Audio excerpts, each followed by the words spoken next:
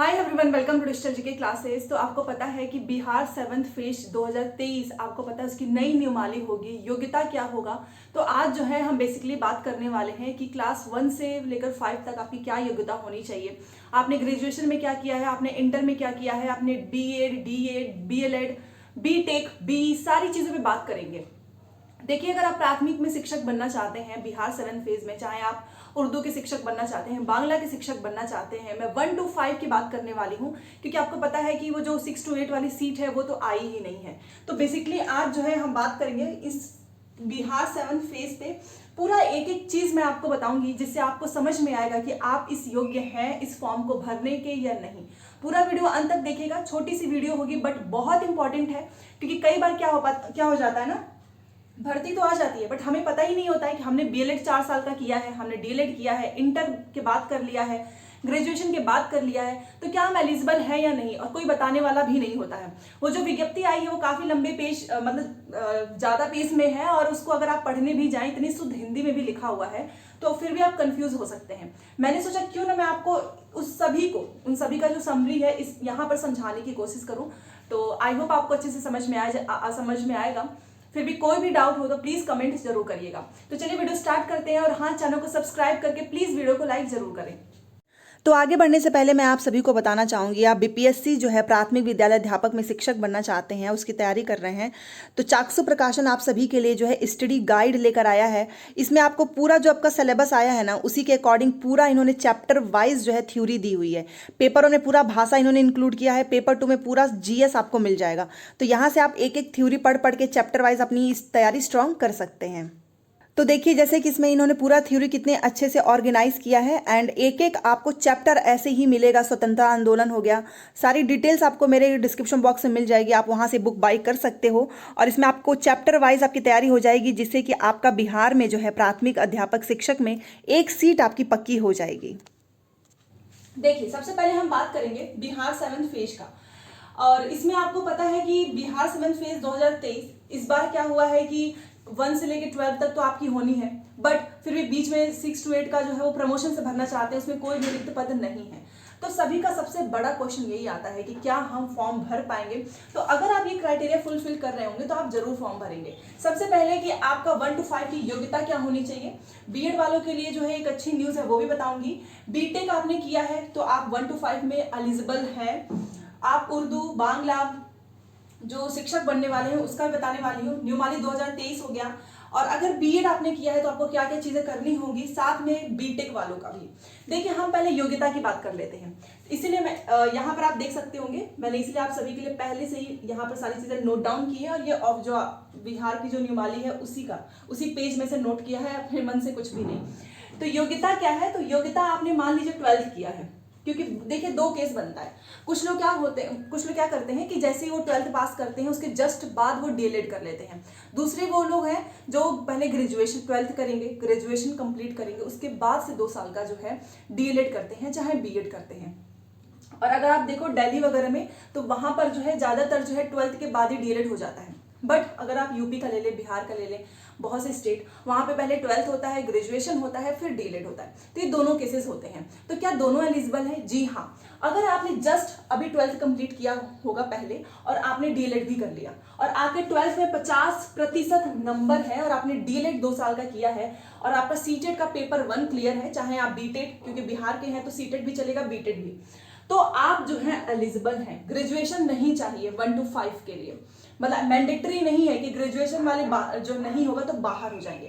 तो ये एलिजिबिलिटी है, तो आप फॉर्म जरूर फिल करना। बाकी 45% 12th में कुछ कैटेगरीज हैं जिसमें 45% भी चल जाता है। अदरवाइज अगर आपका 50% है 12th में, साथ में आपने डीएलएड किया है 2 साल का, सीटेट बीटेट क्लियर है, paper 1, then you can apply. Okay, तो ये मैंने बताया 1 to 5 का, 1 to 5 की ही बात करेंगे।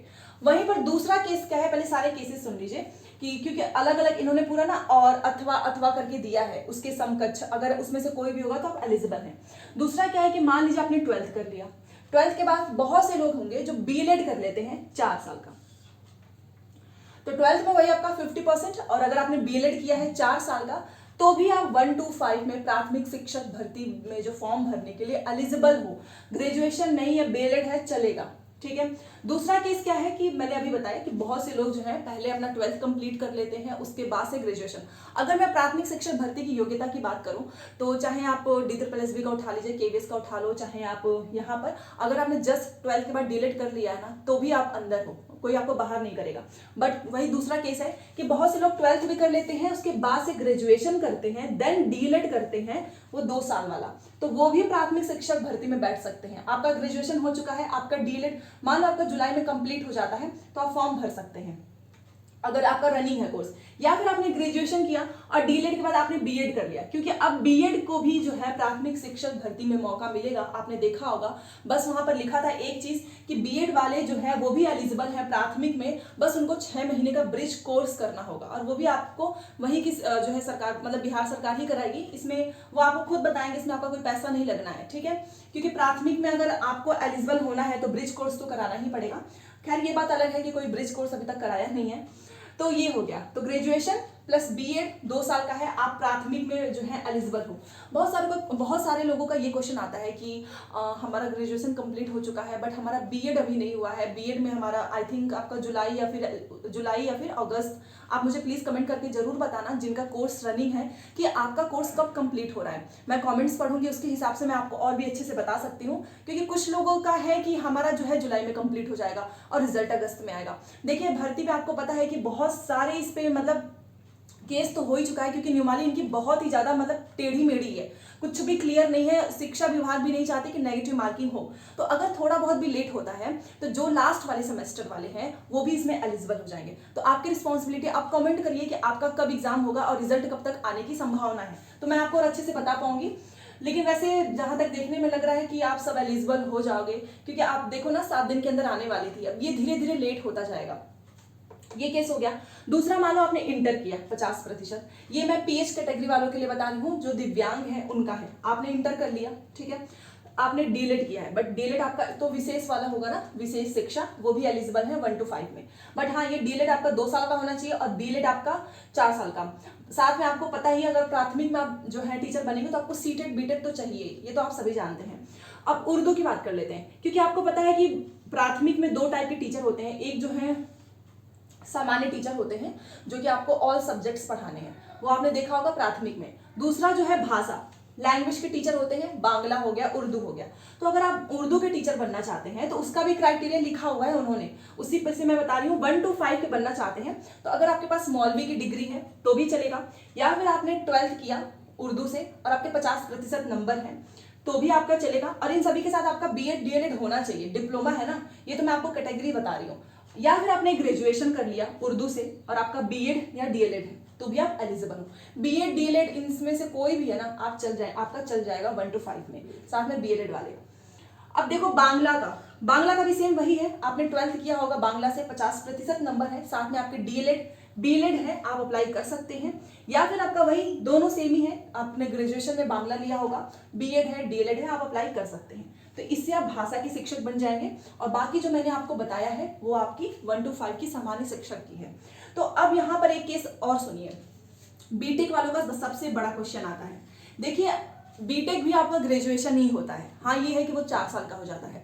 अगर मान लो आपने ग्रेजुएशन किया, जैसे कि आपने 12th कंप्लीट कर लिया है, 12th के बाद आप जस्ट बीटेक कर लिए, बीई कर लिए, कोई भी टेक्निकल आपने डिग्री की है, उसके बाद से आपने बीएड कर लिया या फिर आपने डीएलएड कर लिया तो भी आप अप्लाई कर सकते हैं। बहुत सारे ऐसे बीटेक वाले स्टूडेंट हैं, आप देखो ना बहुत सारे प्राइमरी स्कूल्स में पढ़ा रहे हैं टीचर, वही बीटेक वाले स्टूडेंट ही। तो कुछ भी मतलब ग्रेजुएशन होना चाहिए, साथ में आपका बीएलएड या डीएलएड अगर 2 साल का है, ग्रेजुएशन में आपने बीटेक किया है, आपने बीए किया है, आपने बीएससी किया है, आपने वो बीकॉम किया है, आप अप्लाई कर सकते हैं 1 to 5 में। बस आपका सीटेट भी चाहिए, सीटेट और बीटेट, ठीक है। और फीमेल के लिए तो आपको पता है फीमेल के लिए भी वही है। बट एक चीज़ और मैं बताना चाहूँगी, बार बार ये क्वेश्चन आता है फीमेल का। तो देखिए अगर आप मान लीजिए बिहार में आप नहीं हैं, बिहार में आपकी शादी हो गई तो आपके इन लॉज के घर से आपका कुछ निवास प्रमाण पत्र ऐसा कुछ तो बना ही होगा ना, तो आप अप्लाई कर सकती हैं, क्योंकि इसमें लिखा हुआ है कि बिहार के डोमिसाइल चाहिए, निवास प्रमाण पत्र चाहिए। तो बीएड वाले भी 1 to 5 में टीचर बन सकते हैं, अप्लाई जरूर करना, क्योंकि 6 to 8 में 0 सीट है। अभी देखते हैं, क्योंकि आपको पता है केस हो चुका है, संशोधन भी करना चाहती है बीपीएससी, शिक्षा विभाग से जो है बात चलेगी, 7 दिन के बाद से पता चलेगा। और जैसे ही अगर 6 to 8 में बात तो चल रही है कि कम से कम 25 से 30 हज़ार तो सीट आनी चाहिए, देखते हैं क्या होता है। और कोई भी चीज होगी आप कमेंट करना। ये सारा मैंने प्राथमिक शिक्षक का बताया है, अगर आप इसके आगे का भी योग्यता जानना चाहते हैं तो कमेंट जरूर करना। तो प्लीज चैनल को सब्सक्राइब करके वीडियो को लाइक कीजिए, क्योंकि ये सारे लेटर में से पढ़ के सारी चीजें निकाल कर यहाँ पर आपको सरल भाषा में समझाने की मेरी हमेशा से कोशिश रहती है। तो चलिए मिलते हैं नेक्स्ट क्लास में। Thanks for watching.